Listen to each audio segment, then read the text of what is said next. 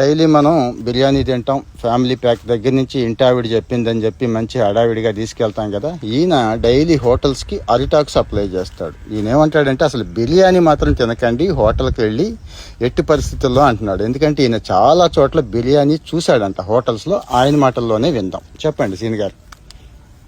బిర్యానీ తినకూడదండి. బిర్యానీ మనం మామూలుగా చేసుకోవాలి. మనం ఇంట్లో కేజీ అయినా అర కేజీ అయినా తెచ్చుకుంటే మనకు తృప్తిగా ఉంటుంది, మన ఆరోగ్యం కూడా బాగుంటుంది.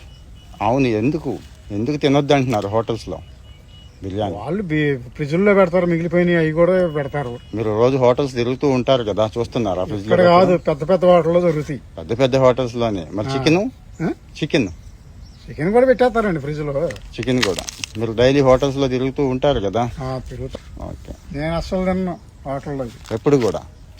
ఇంట్లో కావాలంటే చేపించుకోవడమే. 60 రూపాయలకి 70 రూపాయలకి కూడా బిర్యానీ ఇచ్చేస్తున్నారుగా. ఎంతకి ఇచ్చినా సరే, కూరకి ఇచ్చినా తిన్నా. ఇంట్లో చేపించుకుంటే నా కళ్ళ ముందు తింటా. అర కేజీ అని చేపించుకుని తింటా. అప్పుడు నాకు తృప్తిగా ఉంటుంది, మనకు కూడా ఆరోగ్యం బాగుంటుంది.